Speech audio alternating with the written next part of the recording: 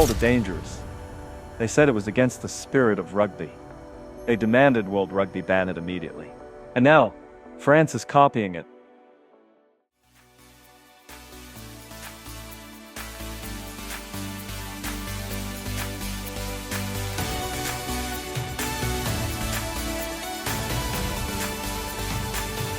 Ireland tried it.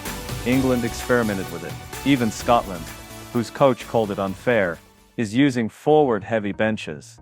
This is the story of how Rassie Erasmus broke rugby so completely that the critics had no choice but to become copycats. Today we're exposing the greatest tactical surrender in modern rugby history. How the bomb squad went from being condemned as cheating to being copied by everyone. Let's start with where this began. The year was 2019. Rassie Erasmus was preparing the Springboks for a World Cup in Japan. South Africa's strength had always been their forward power. Massive packs, dominant scrums, physical breakdowns. But the game was changing. Teams were running more, playing faster, expecting forwards to last 80 minutes at high tempo. Erasmus looked at his squad and made a calculation. Why spread talent thin across 80 minutes when you could concentrate power into explosive bursts? The solution was revolutionary. Instead of the traditional 5 forwards and 3 backs on the bench, Erasmus went 6 forwards and 2 backs. The critics immediately attacked. This wasn't rugby, this was abusing the bench. Former Scotland coach Matt Williams led the charge. He called it discrimination against backs. He claimed it created safety risks. He insisted it went against the spirit of the game. Irish voices joined in. British media piled on. The Northern Hemisphere united in condemnation. And Rassie Erasmus smiled. Because while they were complaining he was winning, the Springboks rolled through that World Cup. The 6-2 bench became legendary. Fresh forwards in the final 20 minutes destroyed tired opponents. The bomb squad earned its name by exploding onto the field and changing games. England felt it in the final, 32-12. Complete domination. The tactics worked. Fast forward to 2023, 4 years of complaints, 4 years of Northern Hemisphere voices demanding World Rugby change the rules. And what did Rassie Erasmus do? He went bigger, 7 forwards, 1 back. The 7-1 split. If 6-2 broke rugby, 7-1 would shatter it completely. The outrage was immediate. Matt Williams said it was dangerous despite World Rugby's own research, showing no increased injury risk. Keith Wood suggested reducing the bench to 4 players. Gregor Townsend questioned whether it was in the best interests of the sport. The narrative was consistent. South Africa was exploiting loopholes, playing against the spirit of rugby, but facts didn't matter to critics. They wanted tradition. They wanted rugby played the way it had always been played. Erasmus had a different plan. He used the 7-1 split against New Zealand at Twickenham. The Springboks won 35-7, their biggest victory ever over the All Blacks. Then came the World Cup itself. Erasmus deployed the 7-1 against Ireland in the pool stages, against New Zealand in the final. Both games won by single points, both decided by fresh forwards dominating in final moments. The bomb squad wasn't just a tactic. It was a philosophy. Rugby is 80 minutes. The team that's strongest in the last 20 wins. Simple mathematics, brutal effectiveness. While the Northern Hemisphere complained about spirit and tradition, South Africa lifted the Webb Ellis Cup. Again back-to-back world champions. Both tournaments won using tactics critics said would destroy rugby. The hypocrisy was about to get even better. The same France that hosted the 2023 World Cup. The same France that lost to South Africa in the quarterfinal. The same France whose rugby establishment had joined the chorus of criticism. In 2025, Fabien Galthié made a decision that exposed everything. For their Six Nations campaign, France would use the 7-1 split, not the 6-2. The full 7-1. The exact tactic they'd spent years condemning. Matt Williams, the loudest critic, suddenly went quiet about France. Gregor Townsend watched as France demolished Ireland 42-27 using 7 forwards off the bench. The transformation was complete. What had been called dangerous when South Africa did it was now called innovative when France did it. What had been labeled against the spirit of rugby was now celebrated as tactical evolution.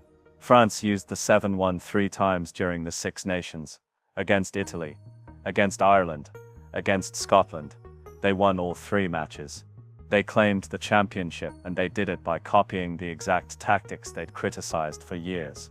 The media coverage was telling when South Africa used 7-1. Articles screamed about rule changes and safety concerns. When France used 7-1, praise for their forward power and tactical flexibility. Same tactic, different reaction. Because the crime wasn't the bomb squad itself. The crime was South Africa being too good at it. But France wasn't alone. Ireland started using 6-2 splits more regularly.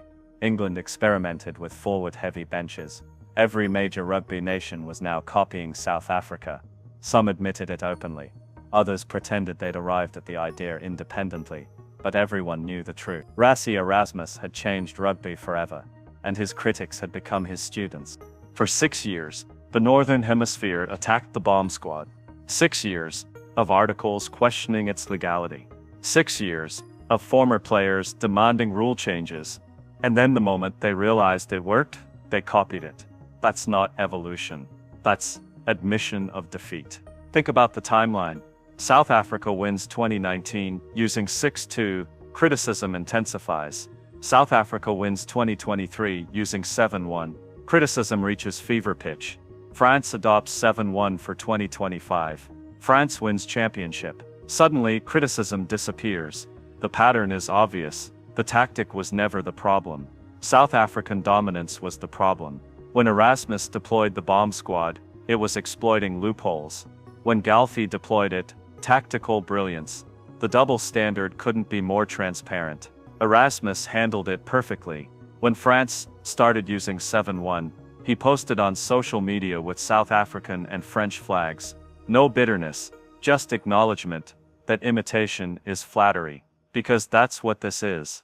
France didn't independently discover that 7 forwards work better. They watched South Africa win 2 World Cups, and decided maybe the Springboks knew something.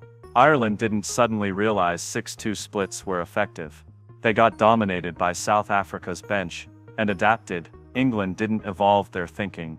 They got left behind and scrambled to catch up. But here's what makes this more satisfying. France can copy the 7-1 split, they can name 7 forwards, they can study South African tactics, but they can't copy the depth. South Africa's genius wasn't just the tactic, it was having the players to execute it. The Springboks can field 2 complete packs, 16 world-class forwards, starters who could be finishers, finishers who could be starters. France has depth, but do they have Springbok depth? The 2025 Six Nations suggested maybe not. Because while France won, cracks appeared when injuries struck. South Africa built the bomb squad over years, developing players, creating systems, building depth that sustains the tactic. France is trying to shortcut that process. So what happens next? France will keep refining their version of the bomb squad. Other nations will follow, the 6-2 and 7-1 splits will become standard, and Rassie Erasmus will move on to the next innovation. Because that's what separates trendsetters from followers. Trendsetters don't defend their innovations, they create new ones. While France perfects the tactics South Africa used in 2023, Erasmus is already developing tactics for 2027. That's the real lesson. France didn't just copy the bomb squad, they validated everything South Africa stood for. Every criticism was wrong, every demand to ban it was misguided, every claim it would damage rugby was false. The tactics work, they're safe, they're effective, and now everyone uses them. But there's something deeper. This isn't just about rugby tactics. It's about innovation versus tradition. The Northern Hemisphere represents tradition, how rugby has always been played. South Africa represents innovation, challenging those traditions, refusing to be limited by what's always been done. For 6 years, tradition fought back. Critics attacked, and innovation won. Not through compromise, but through results. By winning so consistently, that even critics had to admit the tactics worked. That's how you change a sport. Not by asking permission, but by proving success. The bomb squad started as South African innovation. It became global standard. That's legacy. France copying the tactics isn't theft. It's tribute. Imitation acknowledging that South Africa found something special. But here's what France needs to understand. You can copy tactics. You can't copy mentality. South Africa didn't create the bomb squad because they read it in a manual. They created it because they refused to accept rugby had to be played one way. That's culture. Built over years, developed through adversity. France has the tactics now. Whether they have the mentality remains to be seen. The 2027 World Cup will tell us. When both teams deploy 7-1 splits, when the imitator faces the innovator. Until then, enjoy the irony. The critics became copycats. The dangerous tactic became standard practice. And Rassie Erasmus proved that being called wrong by everyone doesn't matter when you're actually right. That's not just vindication, that's total victory.